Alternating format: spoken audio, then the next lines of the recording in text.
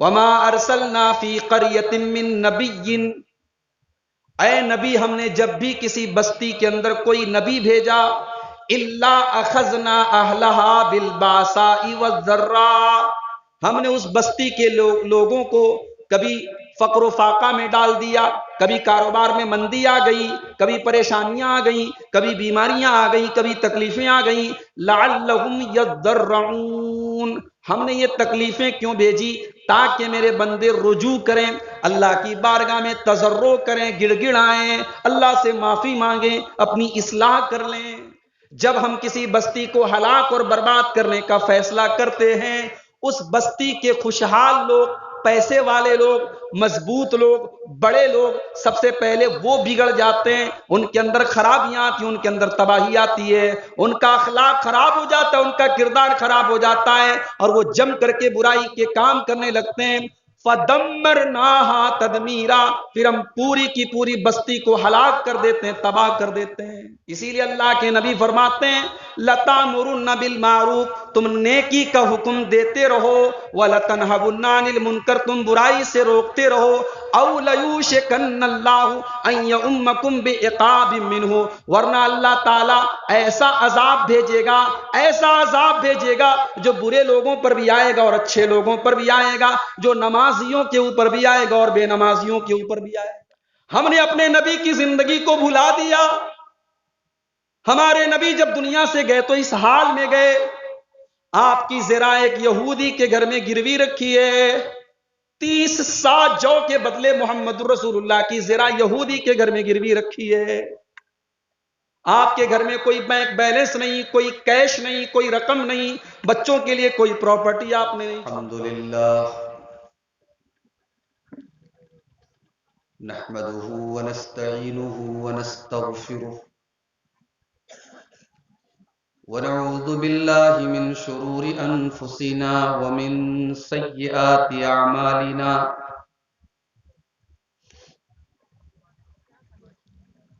من يهده الله فلا مضل له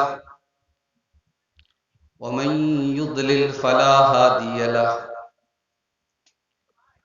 واشهد ان لا اله الا الله وحده لا شريك له،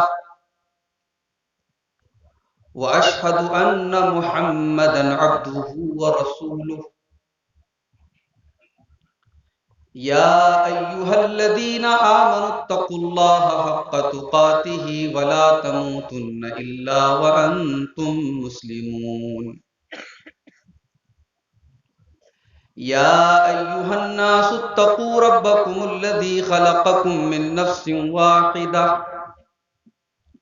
وخلق منها زوجها وبث منهما رجالا كثيرا ونساء،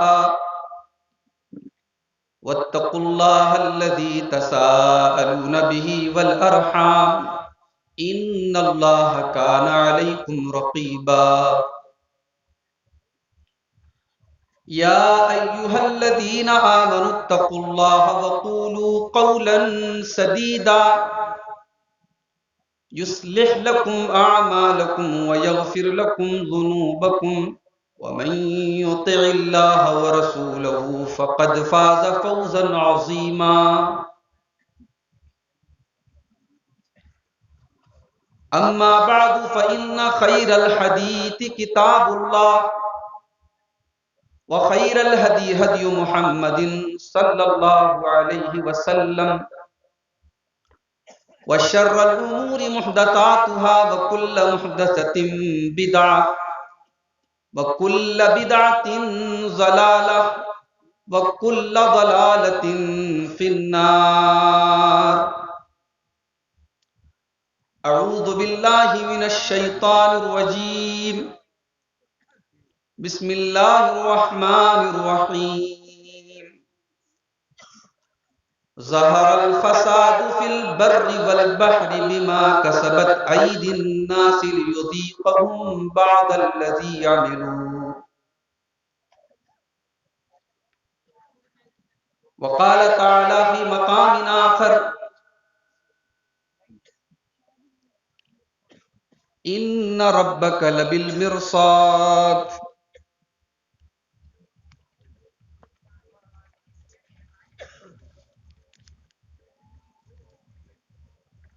علماء کرام،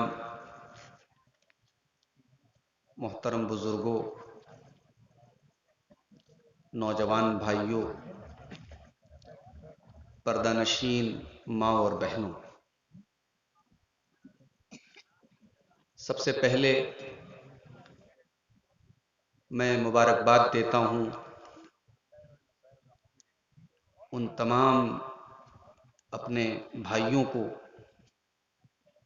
جن کی محنت سے، جن کی کوشش سے آج بینی پور میں یہ عظیم الشان پروگرام منعقد ہوا ہے۔ پروگرام کی تاریخ جب طے کی گئی تب شاید یہ اندازہ نہیں تھا کہ موسم کروٹ بدلے گا اور رات میں اتنی اچھی خاصی ٹھنڈی پڑنا شروع ہو جائے گی۔ اور میں سمجھتا ہوں کہ اگر یہ ٹینٹ نہ لگا ہوتا تو آپ کا اس وقت 11 بجے رات تک یہاں بیٹھنا بہت مشکل تھا۔ اور جیسے جیسے رات آگے بڑھ رہی ہے موسم اور سرد ہو رہا ہے اور آپ کا امتحان اور زیادہ لیا جا رہا ہے۔ شکر کی بات یہ ہے کہ میری تقریر ہے اور اس کے بعد شیخ عادل ریاضی صاحب آئے ہیں اٹاوا سے، ان کی آخری تقریر ہے اور میں امید کرتا ہوں کہ 12:30 تک میکسیمم پروگرام ختم ہو جائے گا انشاءاللہ۔ اللہ تعالی اس کوشش کو قبول کرے۔ بڑی اچھی تقریریں آپ نے سماعت کی الگ الگ موضوعات پر۔ اللہ تعالی ہمیں کہنے اور سننے سے زیادہ عمل کی توفیق عطا فرمائے، آمین۔ میرے بھائیوں، کورونا ختم نہیں ہوا ہے، آپ جانتے ہیں 2 سال ہو جائیں گے اس بار مارچ میں۔ پوری دنیا نے کیسی عجیب و غریب تکلیف اور اذیت سہی ہے ان 2 سالوں میں، ہم اور آپ اسے اچھی طریقے سے محسوس کر سکتے ہیں۔ ظاہر ہے بیماریاں، تکلیفیں، مصیبتیں، پریشانیاں، ہمارا ایمان ہے، ہمارا عقیدہ ہے، اللہ ہی کی طرف سے آتی ہے اور یہ ہمیں آزمانے کے لیے آتی ہے اور کبھی کبھی ہمیں سبق سکھانے کے لیے آتی ہے۔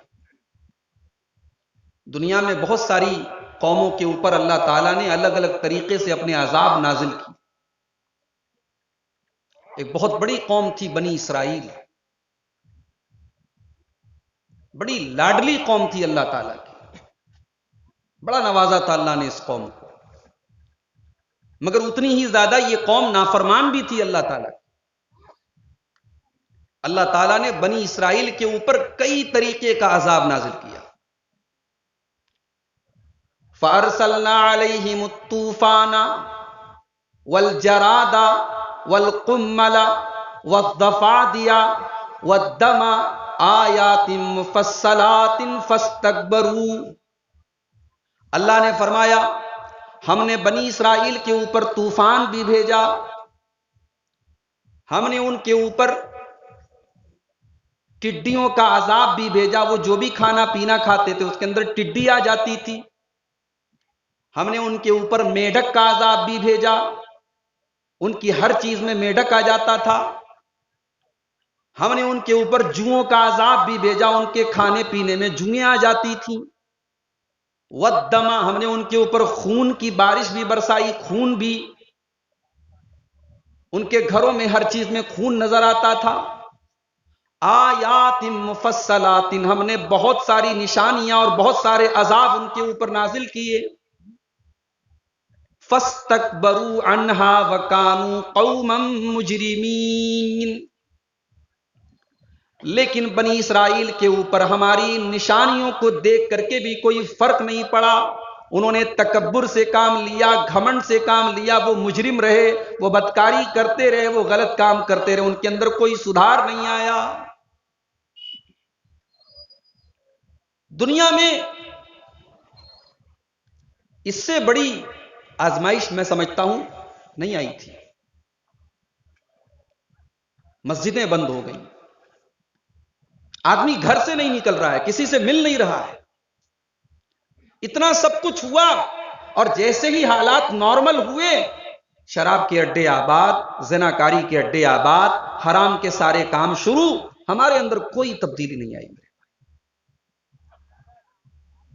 یہ عذاب، یہ مصیبت، یہ پریشانی کیوں آتی ہے؟ یہ اس لیے آتی ہے تاکہ ہم اللہ کی بارگاہ میں گڑ گڑائیں، ہم توبہ کریں، ہم معافی مانگیں، ہم سدھر جائیں، مگر ہم نے تو جیسے نہ سدھرنے کی قسم کھائی ہے۔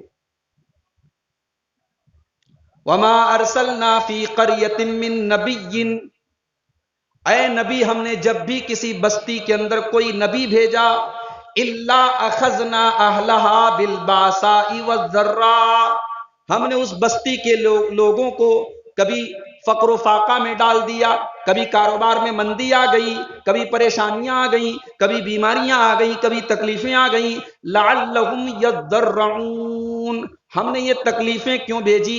تاکہ میرے بندے رجوع کریں، اللہ کی بارگاہ میں تضرع کریں، گڑ گڑائیں، اللہ سے معافی مانگیں، اپنی اصلاح کر لیں۔ اللہ اس لیے بھیجتا ہے۔ بھئی قرآن میں اللہ بار بار پچھلی قوموں کے واقعات کیوں بیان کرتا ہے؟ قوم عاد کے ساتھ ایسا ہوا، قوم سمود کے ساتھ ایسا ہوا، فرعون کے ساتھ ایسا ہوا، لوط علیہ السلام کی قوم کے ساتھ ایسا ہوا، کیوں بیان کرتا ہے اللہ تعالیٰ؟ لقد کان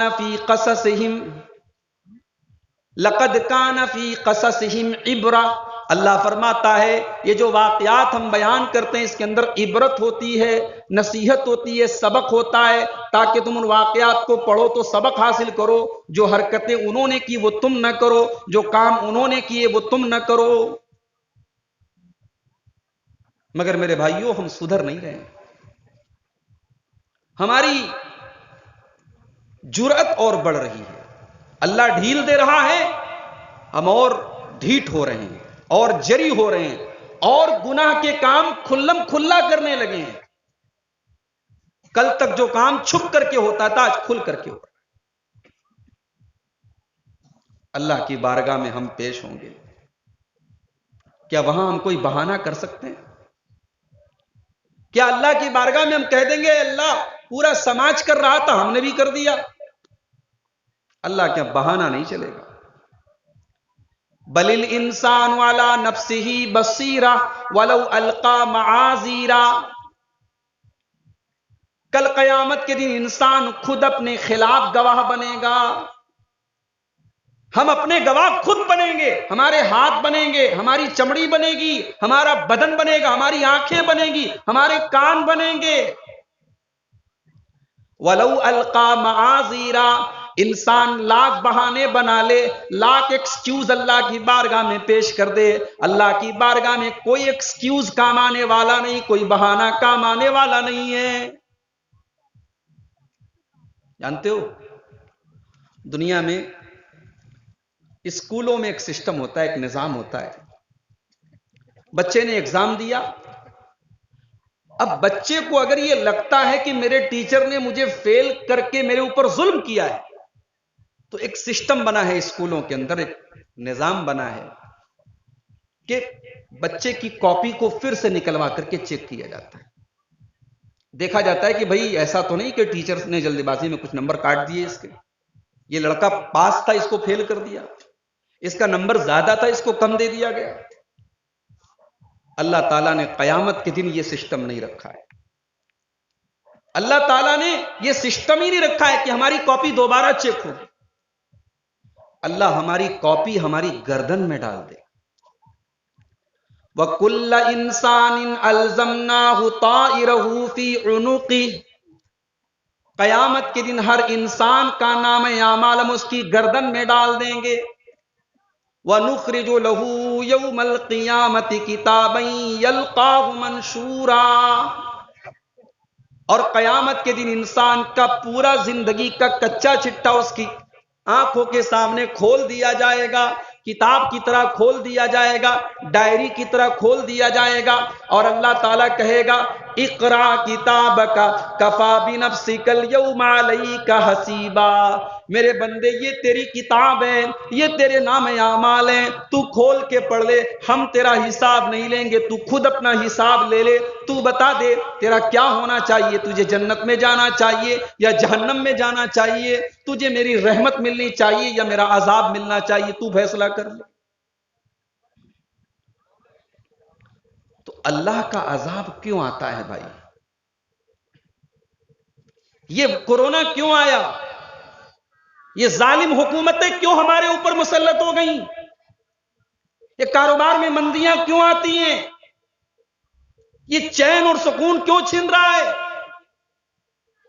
یہ اچانک لوگ کیوں مر رہے ہیں؟ میں چاہتا ہوں کہ آج اس عنوان پر تھوڑی سی مختصر سی گفتگو کر کے میں آپ سے اجازت دے دوں۔ اللہ کا عذاب کیوں آتا ہے؟ اللہ کا عذاب تب آتا ہے جب کسی بستی میں، کسی ملک میں، کسی سوسائٹی میں جرم ہونے لگے، اللہ کی نافرمانی ہونے لگے، کرائمز اور اپرادھ بڑھنے لگے، تب اللہ کا عذاب آتا ہے۔ وَإِذَا أَرَدْنَا أَن نُهْلِكَ قَرْيَةً أَمَرْنَا مُتْرَفِيهَا فَفَسَقُوا فِيهَا فَحَقَّ عَلَيْهَا الْقَوْلُ فَدَمَّرْنَاهَا تَدْمِيرًا۔ قرآن مجید کے 15ویں پارے کی آیت۔ جب ہم کسی بستی کو ہلاک اور برباد کرنے کا فیصلہ کرتے ہیں، اس بستی کے خوشحال لوگ، پیسے والے لوگ، مضبوط لوگ، بڑے لوگ، سب سے پہلے وہ بگڑ جاتے ہیں، ان کے اندر خرابیاں آتی ہیں، ان کے اندر تباہی آتی ہے، ان کا اخلاق خراب ہو جاتا ہے، ان کا کردار خراب ہو جاتا ہے، اور وہ جم کر کے برائی کے کام کرنے لگتے ہیں۔ فَدَمَّرْنَاهَا تَدْمِيرًا، پھر ہم پوری کی پوری بستی کو ہلاک کر دیتے ہیں، تباہ کر دیتے ہیں۔ کہاوت ہے نا کہ جب آٹا، گیہوں جب پیسا جاتا ہے تو گیہوں کے ساتھ گھن بھی پستا ہے۔ سماج کی اکثریت جب غلط راستے پر جائے گی اور اللہ کا عذاب آئے گا تو اچھے لوگ بھی اس کی لپیٹ میں آئیں گے۔ اسی لیے اللہ کے نبی فرماتے ہیں، جب آپ سے پوچھا گیا اَنَهْلِكُ وَفِينَا الصَّالِحُونَ، اے اللہ کے نبی، ہمارے سماج میں نیک لوگ ہوں گے، نمازی لوگ ہوں گے، تہجد پڑھنے والے لوگ ہوں گے، قرآن پڑھنے والے لوگ ہوں گے، لمبی داڑھی رکھنے والے لوگ ہوں گے، اللہ والے ہوں گے، کیا تب بھی اللہ کا عذاب آئے گا؟ کیا تب بھی ہم ہلاک ہو جائیں گے؟ اللہ کے نبی نے فرمایا نعم، اذا کثر الخبث، جب گندگی بہت زیادہ پھیل جائے گی، جب گناہ بہت زیادہ ہونے لگیں گے تو نیک لوگوں کے ہونے کے باوجود اللہ کا عذاب آئے گا۔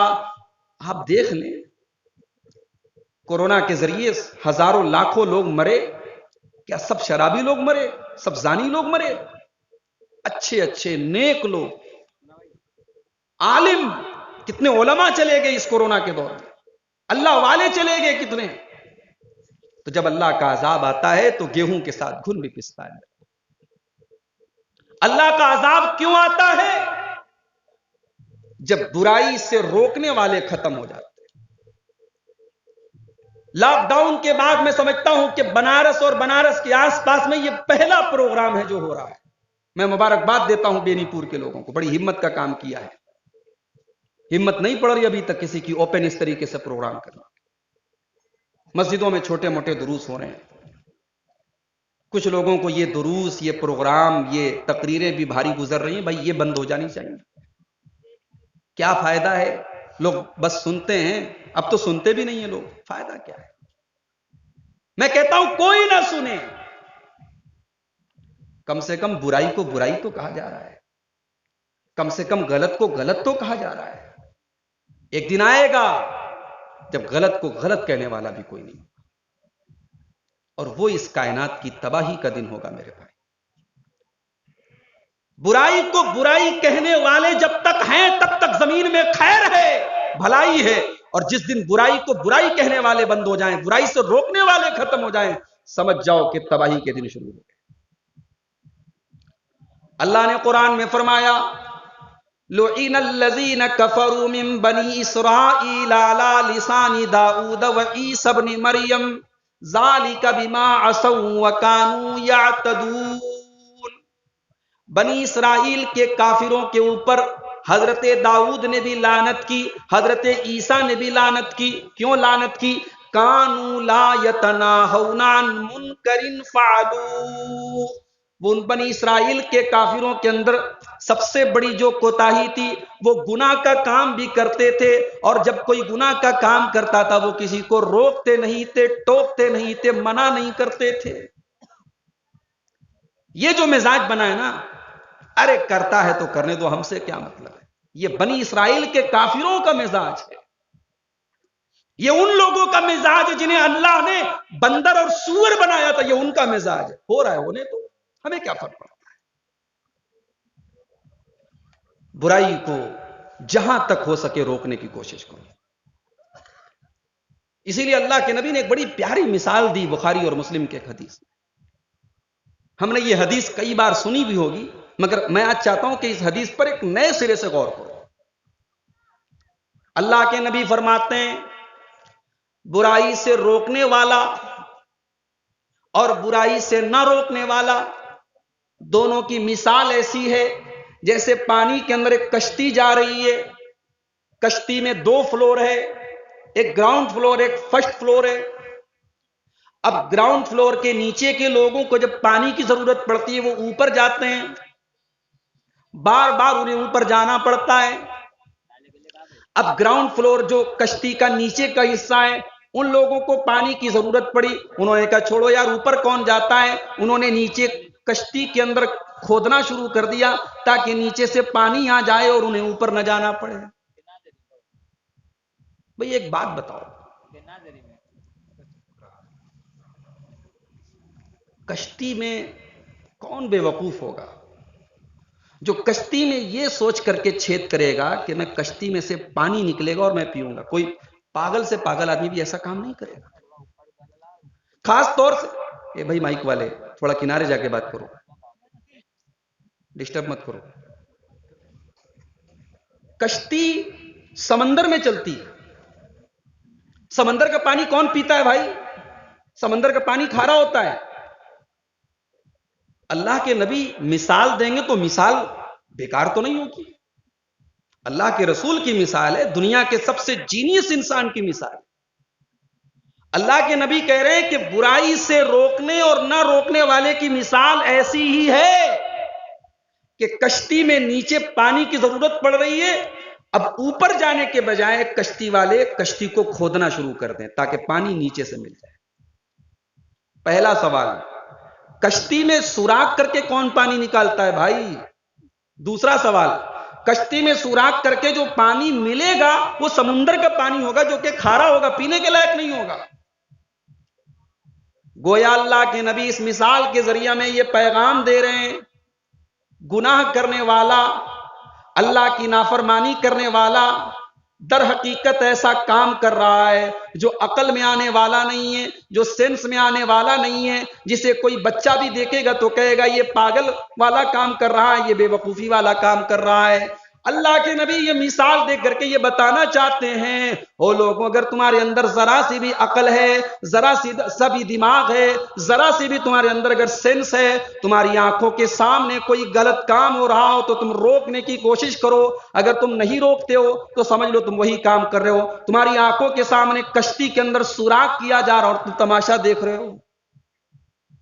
آگے اللہ کے نبی کہتے ہیں اب اگر اوپر والے آ کر کے ان کو نہیں روکیں گے، یہ جو بیوقوف لوگ پانی کے چکر میں اور اپنی آسانی کے چکر میں کشتی میں سوراخ کر رہے ہیں، اگر ان کو نہیں روکیں گے تو پوری کشتی ڈوب جائے گی، سب مر جائیں گے.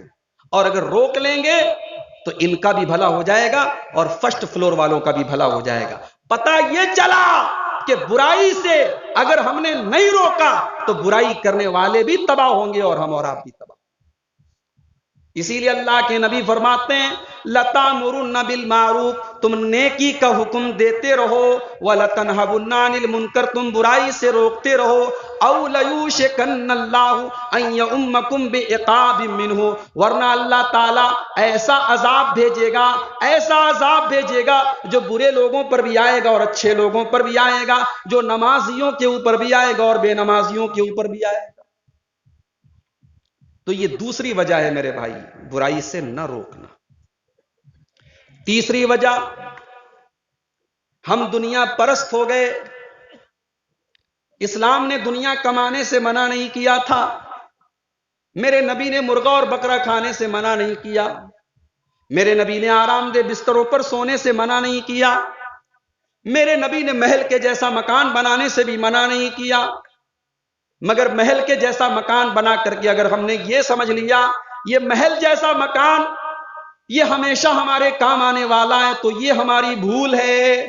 ہم نے اچھا کھانا کھا کر کے یہ سمجھ لیا کہ اب جنت میں بھی اچھا کھانا ہمیں مل جائے گا، یہ ہماری بھول ہے. ہم دنیا پرست ہو گئے، ہم دنیا دار ہو گئے، ہم دنیا کے پیچھے اتنے اندھے ہو گئے، ہم آخرت کو بھول گئے. ہم نے اپنے نبی کی زندگی کو بھلا دیا. ہمارے نبی جب دنیا سے گئے تو اس حال میں گئے. آپ کی زرہ ایک یہودی کے گھر میں گروی رکھی ہے.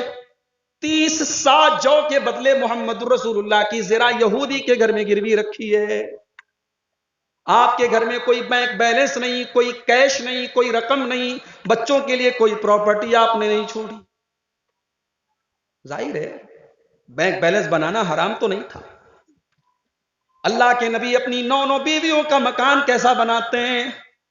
حضرت سعید ابن مسیب کہتے ہیں کہ جب عبد الملک بن مروان کے زمانے میں جب نبی کے وہ چھوٹے چھوٹے کمرے توڑ توڑ کر کے گرائے جانے لگے، جب مسجد نبی کو لمبا چوڑا کرنے کے لیے جب نبی کے وہ کمرے توڑے جانے لگے، پورے مدینہ میں آنسو بہ رہے تھے، پورا مدینہ رو رہا تھا. آج نبی کے یہ کمرے توڑے جا رہے ہیں. حضرت سعید بن مسیب کہتے ہیں میری یہ تمنا تھی کہ رسول کے یہ چھوٹے چھوٹے کمرے توڑے نہ جائیں تاکہ دنیا دیکھتی رہے، دنیا کے لیے کمرے عبرت بنے رہیں. او لوگو، او محمد الرسول اللہ کا کلمہ پڑھنے والوں، دیکھو تمہارا نبی کیسے کمرے میں رات میں گزارا کرتا تھا، دیکھو تمہارے نبی کے حجرے کی دیواریں کیسی تھی، دیکھو تمہارے نبی کے گھر کی چھتیں کیسی تھی. میرا نبی اللہ کا سچا نبی، آپ کی زندگی کیسی سمپل تھی میرے بھائی. چٹائی پر آپ لیٹے ہیں، صحابہ کی نظر پڑی، چٹائی کے نشان آپ کی پیٹھ پر پڑ گئے. اے اللہ کے رسول، آپ ہمارے محبوب ہیں، ہم آپ کے لیے جان چھڑکتے ہیں. اے اللہ کے نبی، بڑے بڑے بادشاہ تو اپنے محلوں میں آرام دہ بستروں پر سوتے ہیں، آپ کیوں چٹائی پر لیٹتے ہیں؟ ہم سے دیکھا نہیں جاتا ہے. اے اللہ کے نبی، آپ حکم کریں، ہم آرام دہ بستر کا انتظام کر دیں. آپ کو کیا ضرورت ہے چٹائی پر لیٹنے کی؟ آپ کو کیا ضرورت ہے تکلیف اٹھانے کی؟ میرے نبی فرماتے ہیں مالی ولی دنیا، او لوگوں میرا دنیا سے کیا لینا دینا ہے؟ میں تو دنیا میں ایک مسافر کی طرح آیا ہوں. ایک مسافر آرام کرنے کے لیے کسی پیڑ کے نیچے لیٹ جاتا ہے. یہ دنیا میرے لیے وقتی آرام کرنے کی جگہ ہے، یہ دنیا میری منزل نہیں ہے. مسافر اپنی منزل کی طرف چلا جاتا ہے، میں آخرت کی منزل کی طرف چلا جاؤں گا. یہ دنیا میری منزل نہیں ہے، یہ دنیا میری وقتی آرام گاہ ہے. بھائی میرے نبی اگر چٹائی کو ہٹا کے گدا بچھا دیتے تو کوئی گناہ ہوتا؟ کوئی گناہ نہیں ہوتا، جائز ہے. مگر میرے نبی آئیڈیل ہیں، اور آئیڈیل زندگی یہ ہے کہ آپ سمپل لائف گزاریں. زندگی میں جتنا عیش و آرام آئے گا اتنی آزمائشیں آئیں گی، اتنا آپ کو اللہ کے زیادہ حساب دینا پڑے گا، اتنے آپ کے فتنوں میں پڑنے کی زیادہ امید ہوگی. اس لیے میرے نبی نے خود کو بھی دنیا کے فتنے سے دور رکھا اور اپنے صحابہ کو بھی دنیا کے فتنے سے خبردار کیا. صحیح مسلم کی روایت ہے، حضرت عبداللہ بن عمرو بن عاص کہتے ہیں اللہ کے نبی نے فرمایا کیف انتم وفتحت علیکم فارس والروم، اے میرے صحابہ جب دنیا کی 2 بڑی طاقتیں تمہارے قبضے میں آ جائیں گی، ایران بھی تمہارا ہو جائے گا، روم بھی تمہارا ہو جائے گا، اے میرے صحابہ یہ بتاؤ کہ اس وقت تمہارا کیا حال ہوگا؟ صحابہ نے کہا اے اللہ کے نبی، اگر دنیا کی 2 بڑی سپر پاور اگر ہمارے ہاتھ میں آ جائے گی، نقول کما امرنا اللہ، ہم اللہ کا شکر ادا کریں گے، ہم اللہ کی تعریف کریں گے. آپ نے کہا نہیں، او غیر ذالک، ایسا نہیں ہوگا. اے میرے صحابہ جب تمہیں اللہ تعالی اتنی دولت اور اتنی طاقت دے دے گا کہ دنیا کے 2 بڑے سپر پاور تمہارے پاس آ جائیں گے، تتنافسون، تو سب سے پہلا کام یہ ہوگا کہ تمہیں ایک دوسرے سے آگے نکلنے کی کوشش شروع کر دو گے. یہ بہت بڑی بات ہے. علماء لکھتے ہیں کہ حسد کی شروعات یہیں سے ہوتی ہے. وہ مجھ سے آگے کیسے بڑھ گیا, اس نے مجھ سے زیادہ پیسہ کیسے کما لیا, اسے مجھ سے زیادہ عزت کیسے مل گئی, اس کی تنخواہ مجھ سے زیادہ کیوں ہے, اس کا نام مجھ سے زیادہ کیوں ہے, اس کی عزت مجھ سے زیادہ کیوں. یہاں سے حسد کی شروعات ہوتی ہے. ایک دوسرے سے مقابلہ کرنے کی ضرورت کیا ہے بھائی؟ ابھی آپ نے شیخ ظفر نعمان مکی صاحب کی تقریر سنی.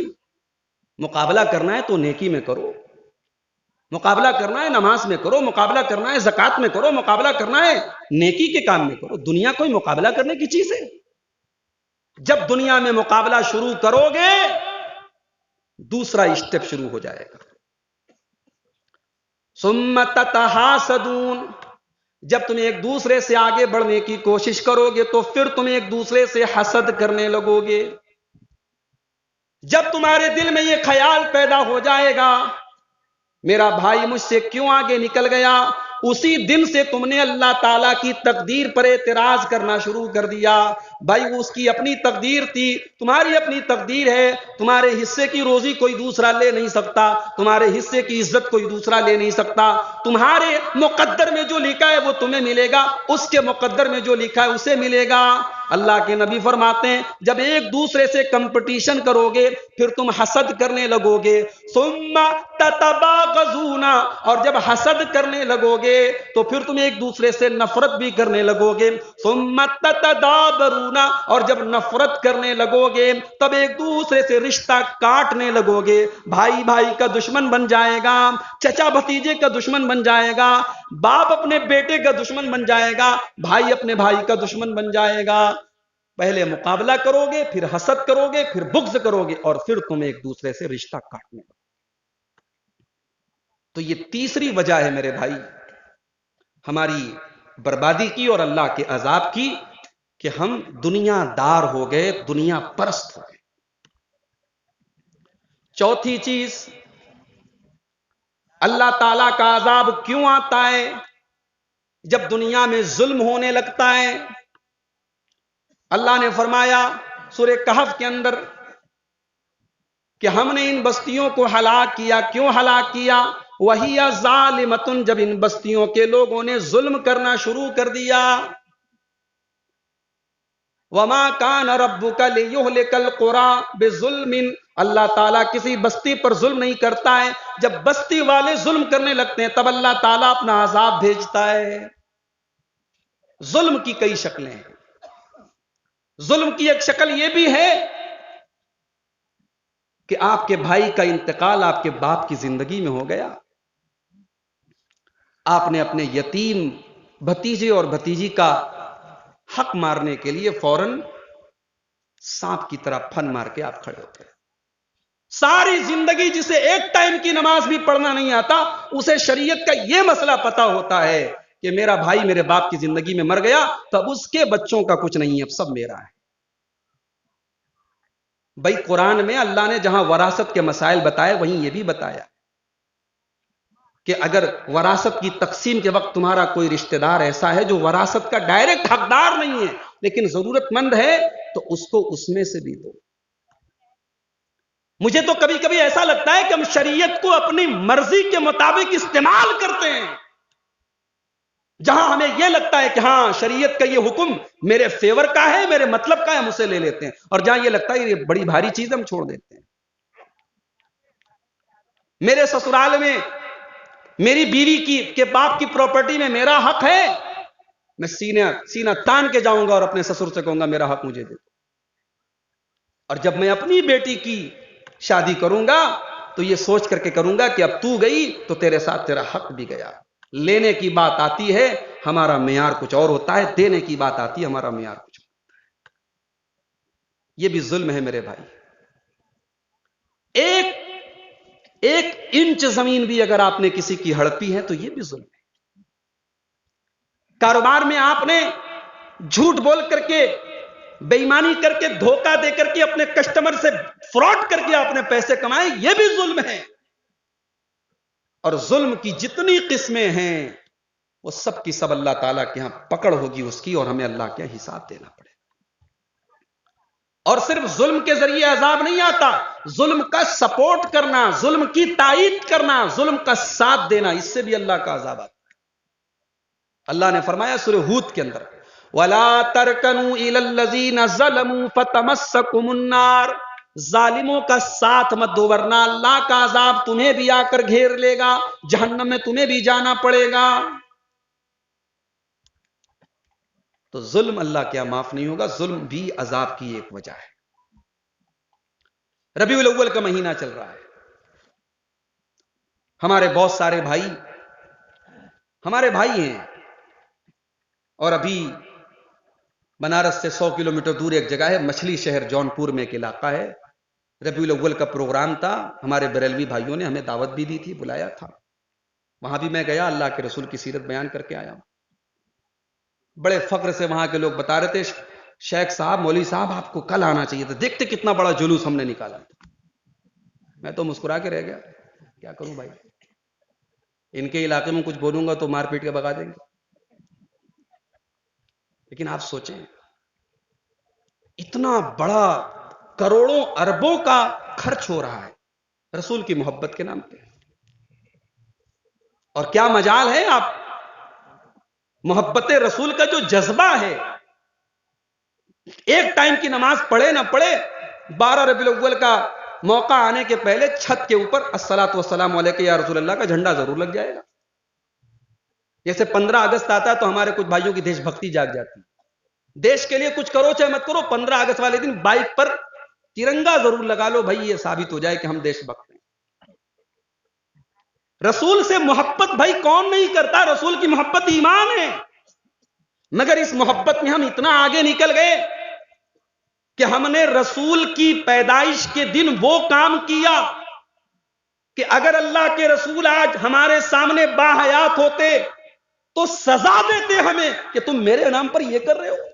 کہیں کیک کاٹی جا رہی ہے، کہیں ڈی جے بج رہا ہے، کہیں ناچ گانا ہو رہا ہے، کہیں بے پردگی ہو رہی ہے، کہیں بے حیائی ہو رہی ہے۔ یہ وہ چیز ہے جسے شریعت میں غلو کہا گیا، کسی کی محبت میں حد سے آگے نکل جانا۔ عیسائیوں نے حضرت عیسیٰ علیہ السلام کی محبت میں غلو کیا، ان کو اللہ کا بیٹا کہنے لگے، نفرت میں نہیں محبت میں کہا۔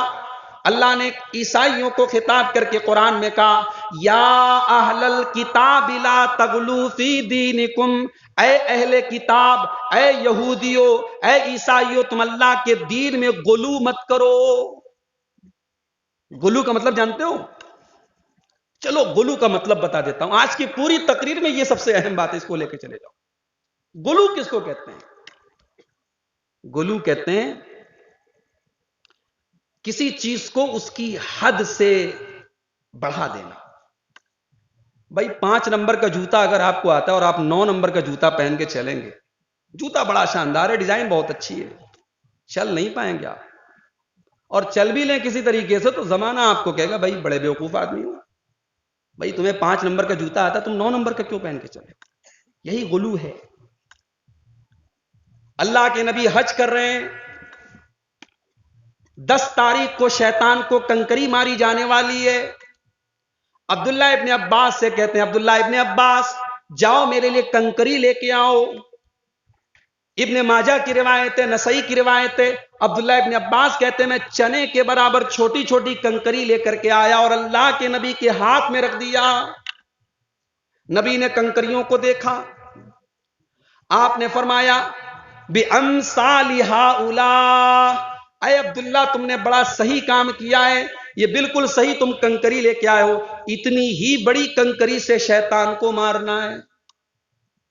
اچھا ایک بات بتاؤ، مینا میں جو کنکری مارتے ہیں ظاہر ہے وہ ایک علامت ہے، ایک نشانی ہے، کوئی ایسا تھوڑی ہمارے سامنے شیطان کھڑا اور اسے مار رہے ہیں، وہ شیطان کو ذلیل کرنے کا اللہ تعالیٰ نے طریقہ بنایا ہے، کوئی ایسا تھوڑی کہ شیطان کھڑا اور ہم اس کو مار رہے ہیں۔ تو اگر ہم اس کو چنے کے برابر کنکری سے مارے ہیں اور اسے ہم جو ہے ادھا اینٹا کھینچ کے مار دیں، بڑا والا اینٹا کھینچ کے مار دیں، پتھر کھینچ کے مار دیں، جوتا کھینچ کے مار دیں، بھائی مقصد تو سیم ہے نا، شیطان کو ذلیل کرنا ہے تو مقصد تو پورا ہو رہا ہے، مگر نہیں، غلو یہی ہے۔ اللہ کے نبی کے جملے پر غور کرو، آپ نے فرمایا اے عبداللہ تم جتنی بڑی کنکری لے کر کے آؤ یہ بالکل صحیح تم لائے ہو، ایاکم والغلو فی الدین، اس سے بڑی کنکری مت لانا، یہ دین کے اندر غلو ہو جائے گا، اور دین کے اندر غلو کرنے سے بچو۔ فإنما اہلک من کان قبلکم بالغلو فی الدین، تم سے پہلے کے لوگ اسی لیے ہلاک ہو گئے کہ وہ دین کے اندر غلو کرتے تھے۔ پتہ یہ چلا کہ اگر میرے نبی نے ایک چنے کے برابر کنکری مارنے کا حکم دیا ہے تو اتنی بڑی کنکری مارنا بھی غلو ہے۔ اگر میرے نبی نے جتنی بڑی کنکری مارنے کا حکم دیا اتنی ہی بڑی کنکری ہمیں مارنا ہے۔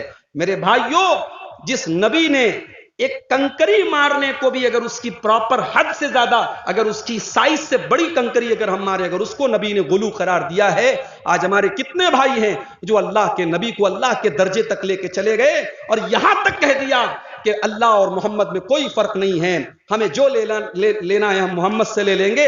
اور جنہوں نے اپنے امام کا اور اپنے پیر کا اور اپنے بزرگوں کا اتنا درجہ اونچا کر دیا کہ اپنے پیر اور فقیر اور اپنے باباؤں اور اپنے بزرگوں کو یہ مقام دے دیا کہ وہ جس کو چاہیں گے قبر کے عذاب سے بچا لیں گے، ان کا دامن پکڑ کے جو چاہے گا جہنم سے بچ جائے گا، تو میرے بھائیوں کیا یہ غلو نہیں ہے؟ اللہ کا عذاب غلو سے بھی آتا ہے۔ اب ایک آخری بات بیان کر کے بات ختم کرتا ہوں، مولانا عادل صاحب بھی اسٹیج پر آ چکے ہیں، آخری حدیث پڑھ کے بات ختم کرتا ہوں۔